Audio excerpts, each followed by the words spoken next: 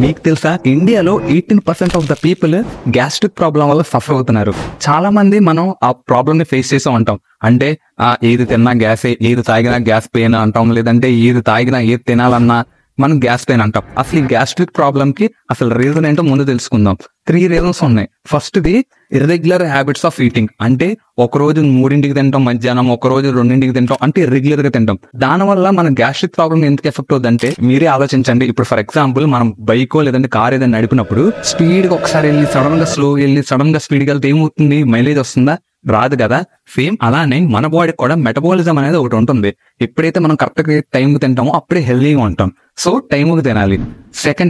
Second stress వల్ల కూడా మనకి గ్యాస్ ప్రాబ్లం వస్తుంది. ఎందుకంటే అసలు గ్యాస్ ప్రాబ్లం ఏంటంటే మన స్టమక్ లో హెచ్సిఎల్ అనేది ప్రొడ్యూస్ అవుతూ ఉంటది. సో స్ట్రెస్ అప్పుడు కూడా మనకి హెచ్సిఎల్ ప్రొడ్యూస్ అయ్యి మనకి గ్యాస్ట్రిక్ ప్రాబ్లం తెస్తుంది. సో ఎంత వీలైతే అంత స్ట్రెస్ ని తగ్గించుకోండి. ఆ స్ట్రెస్ ని తగ్గించుకోవాలంటే మీరు ఏదైనా కామ్ మ్యూజిక్ వినటం కానీ, మెడిటేషన్ చేయటం కానీ అలాంటివి ఏం చేస్తే మీరు స్ట్రెస్ బస్టర్స్ లాగా చాలా ఈజీగానే ఉంటుంది. ఇంకా థర్డ్ది ల్యాక్ ఆఫ్ స్లీప్. మనం సరిగ్గా నిద్రపోకపోయినా మనకు ఖచ్చితంగా గ్యాస్ట్రిక్ ప్రాబ్లం వస్తుంది. ఎందుకంటే మీరే ఆలోచించండి, సరిగ్గా నిద్రపోలేదు అనుకోండి, మనకు అరు చిరాగ్గా ఉంటది అండ్ చాలా స్ట్రెస్ గా ఫీల్ అవుతాం. సో ఇండైరెక్ట్ గా మనకి గ్యాస్ట్రిక్ ప్రాబ్లం కూడా వస్తుంది. సో ఈ 3 ఫ్యాక్టర్స్ మీరు చెక్ చేసుకోండి, మీకు ఖచ్చితంగా గ్యాస్ట్రిక్ ప్రాబ్లం అనేది ఉండదు.